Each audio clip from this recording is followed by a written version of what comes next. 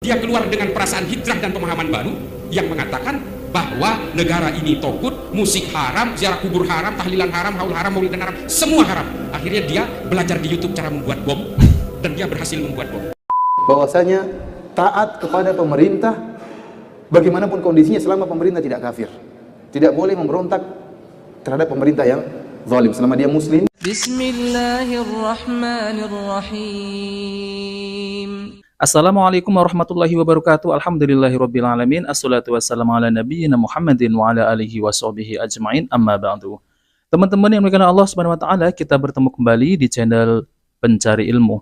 Jadi di video kali ini saya akan membagikan video yaitu tentang terkait fitnah yaitu Gus Islah Bahrawi. Nah, teman-teman, Gus Islah Bahrawi ini ya sekarang ini memang semakin gencar dalam menjatuhkan dakwah salafi dengan fitnah-fitnahnya, yaitu seperti bahaya faham wahabi. Ya, mereka ini seakan-akan ya sudah hijrah dengan pemahaman yang sunnah, lalu kemudian merakit bom katanya ya, dan lalu kemudian mereka ini menjadi teroris. Nah, teman-teman, ini adalah fitnah yang keji terhadap dakwah salafi ini. Itu tidak sesuai dengan fakta ya. Faktanya adalah kita ini tidak pernah diajarkan untuk memberontak pemerintah. Kita ini diajarkan tidak untuk menumpahkan darah kaum muslimin. Nah, ini Gus Islah Bahrawi ini malah mengait-ngaitkan bahwasanya akan menjerumuskan seseorang yang ini katanya hijrah malah sekarang menjadi teroris. Itu tidak benar ya teman-teman. Nyatanya Ustadz Dr. Firanda Andirja MA Hafidhullah, beliau malah diundang oleh kepolisian dan beliau berdakwah di dalam kepolisian, dan banyak dari kepolisian ini malah hijrah yaitu mengenal sunnah. Nah, oke teman-teman, kita langsung saja mari kita simak yaitu fitnahnya dari Gus Islah Bahrawi. Ketika keluar, dia keluar dengan perasaan hijrah dan pemahaman baru yang mengatakan bahwa negara ini togut, musik haram, ziarah kubur haram, tahlilan haram, haul haram, maulidan haram, semua haram. Akhirnya dia belajar di YouTube cara membuat bom dan dia berhasil membuat bom. Dan dia terpapar terus oleh paham-paham wahabi ini lewat media sosial. Nah, ini contohnya. Nah, teman-teman, jadi itulah ya tuduhan yang keji oleh Islah Bahrawi terhadap dakwah salafi ini. Bahwasanya dakwah salafi ini membuat seseorang ini menjadi seorang teroris, katanya ya teman-teman. Dan ya suka mengkafirkan, lalu kemudian bilang negara Indonesia ini adalah togut, itu tidak benar. Nah, teman-teman, nyatanya ya dakwah Ustadz Dr. Firanda Andirja MA itu malah diundang oleh kepolisian. Dan ini adalah nyata-nyata membuktikan bahwasanya dakwah salafi ini tidak terinfeksi dengan virus-virus yang katanya adalah teroris. Dan itu tidak benar apa yang dituduhkan Islah Bahrawi terhadap dakwah salafi ini. Kalau memang benar, tunjukkan ya ustadz yang memang mengajarkan yaitu teroris. Tidak ada. Dan apalagi mengkafirkan orang yang ziarah kubur ya. Apa nama tadi? Mengharamkan ziarah kubur. Itu juga tidak benar. Jadi ziarah kubur itu tidak haram. Nah, apabila ziarah kubur ini masuk ke dalam yaitu meminta kepada penghuni kubur, nah jelas itu tidak boleh. Kalau ziarah kubur boleh asalkan mengikuti yaitu sunnah Nabi Shallallahu Alaihi Wasallam. Nah, lalu bagaimana kalau ziarah kubur yang sesuai dengan sunnah? Nah, kalau sesuai dengan sunnah seperti apa yang diajarkan oleh baginda Nabi Shallallahu Alaihi Wasallam, yaitu kita ini datang ke kuburan tersebut, kita ini mendoakan penghuni kubur, lalu kemudian mengingat tentang akhirat. Nah, teman-teman, jadi intinya ziarah kubur itu adalah mendoakan penghuni kubur. Bukan meminta-minta kepada penghuni kubur, bukan bertawasul kepada penghuni kubur yang dianggap soleh ataupun dianggap wali. Nah, oke teman-teman, kita langsung saja mari kita simak video yaitu Ustadz Dr. Firanda Andirja diundang oleh kepolisian, dan ini membuktikan bahwasanya dakwah salafi ini bukan mengajarkan untuk menjadi teroris. Oke, mari kita simak videonya. Melonjak kepada pertanyaan yang kedua yang mungkin lebih saya pahami dan mudah-mudahan lebih bermanfaat. Mengenai tindakan misalnya pemerintah atau Polri yang diantara hukuman yang diambil adalah dengan menembak. Ya. Karena mereka juga menembak, maka kita pun menembak. Ya. Sebelumnya ingin saya jelaskan bahwasanya akidah Ahlussunnah dan ini dijelaskan dalam buku-buku para ulama. Ya. Saya tidak bicara omong kosong tapi dari buku-buku mereka.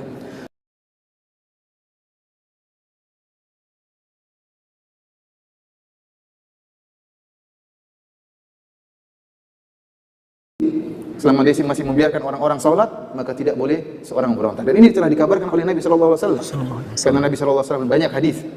Saya kunu umara fikum, akan ada pemerintah di antara kalian. Qulubuhum qulubus syayatin fi jusmanil ins. Hati-hati mereka hati-hati syaitan, namun dalam tubuh manusia. Akan ada pemerintah yang model seperti ini. Entah sudah ada atau akan ada, wallahu alam. Kemudian Nabi SAW juga dalam hadis yang lain mengatakan, syiraru a'immatikum alladzina yal'anunakum wa tal'anunahum wa yad'una 'alaikum wa tad'una 'alaikum. Seburuk-buruk pemimpin kalian adalah para pemimpin yang melaknat kalian dan kalian melaknat mereka. Dan mereka mendoakan kecelakaan bagi kalian dan kalian juga mendoakan kecelakaan bagi mereka. Maka para sahabat bertanya, afala nunabidhum bisayf ya Rasulullah? Apakah boleh kami memberontak mereka, perang mereka? Kata Rasulullah SAW, la illa antara kufran buahan indakum minallahi fihi burhan. Tidak boleh sampai kau lihat dia benar-benar kafir baru kau lakukan. Dia pergi misalnya merubah agamanya atau dia menginjak Al-Quran misalnya, itulah lagi ceritanya. Ya, itulah ceritanya. Para ulama mengatakan, taruhlah pemerintah ini kafir, ini pemerintah kita, pemimpin kita kafir, tidak mau sholat, mencela Nabi, menghina Allah, menginjak Al-Quran. Pun kalau kita memberontak, para ulama mengatakan ada syarat yang perlu kita perhatikan, masalah kemampuan, bisa atau tidak. Kalau tidak bisa, sabar. Nabi saja Bilal disiksa, beliau sabar. Ibunya Ammar bin Yasir dibunuh, beliau sabar.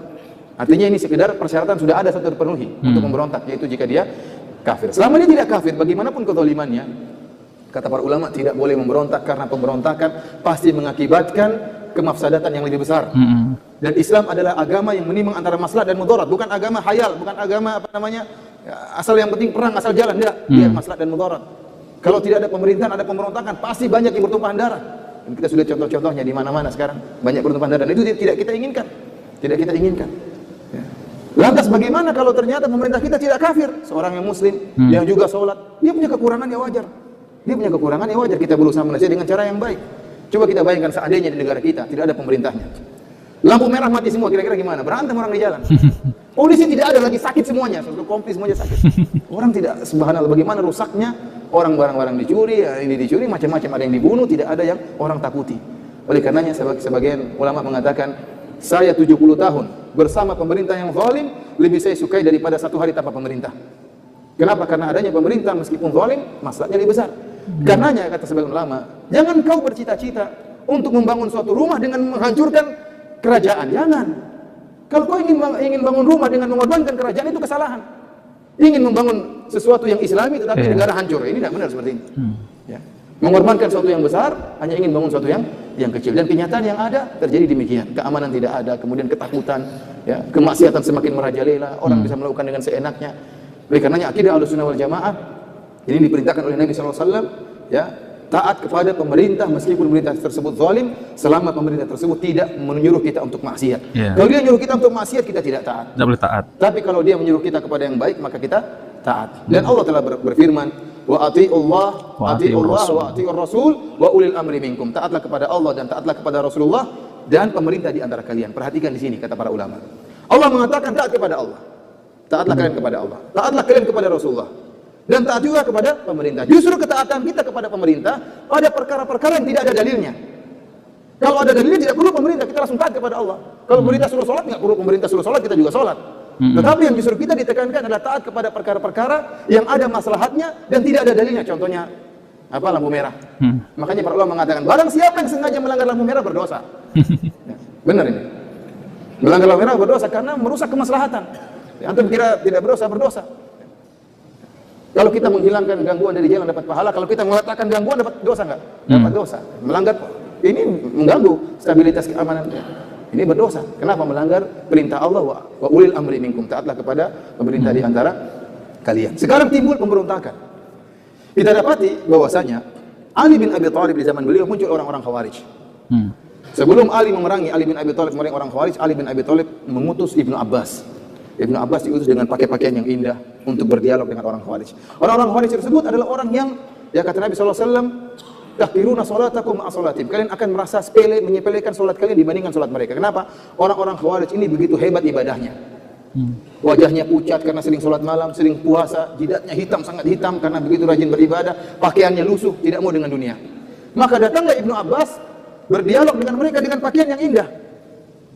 Maka mereka protes, kenapa kau pakai pakaian yang indah? Kata dia, apakah Allah mengharamkan pakaian yang indah? Akhirnya terjadi dialog sehingga sepertiga dari mereka sadar. Tinggal 2/3 baru kemudian diperangi oleh Ali bin Abi Thalib sampai bunuh-bunuhan. Intinya para hadirin, terutama pertanyaan yang disampaikan oleh Bapak tadi, ya, bahwasanya kalau memang kondisinya mengharuskan untuk membunuh mereka, ya, maka dilakukan. Jika memang itu mengharuskan, jika tidak kita lawan mereka, maka mereka akan semakin melakukan pembunuhan, maka kita menjalankan perintah pemerintah dan ini memang ada kemaslahatannya. Nah, teman-teman yang dimuliakan Allah SWT, jadi itulah ya penjelasan dari Ustadz Dr. Firanda Anirja MA, hafidhahullah, yaitu tentang terkait masalah larangan untuk memberontak pemimpin.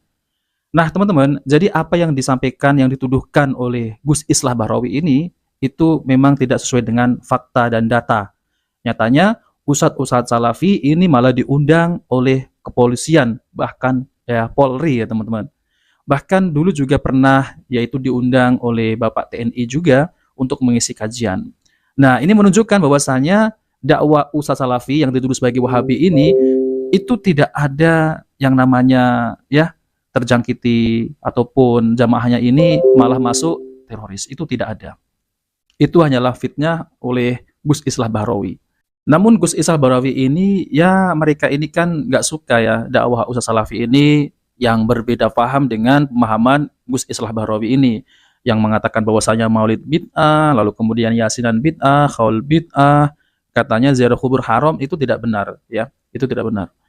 Nah, maka dari itu ya, kalau tolak ukurnya Gus Islah Bahrawi ini bahwasanya maulidan tidak boleh, lalu kemudian yasinan tidak boleh, tahlilan tidak boleh, ya, tahlilan tidak boleh, itu juga ada kelompok lain seperti Muhammadiyah, lalu kemudian MTA, lalu kemudian Al-Irsyad dan Persis dan lain-lain. Itu mereka tidak tahlilan. Kenapa ya yang diserang hanya yaitu ustadz-ustadz Salafi yang katanya mengajarkan teroris, radikal, lalu kemudian mengkafirkan pemerintah, itu tidak benar. Dan kita diajarkan untuk taat kepada pemimpin, walaupun pemimpin itu zalim ya. Nah, oke teman-teman, itu saja yang saya sampaikan. Jika video ini bermanfaat, jangan lupa like dan subscribe di channel Pencari Ilmu. Wabillahi taufiq wal hidayah. Wassalamualaikum warahmatullahi wabarakatuh.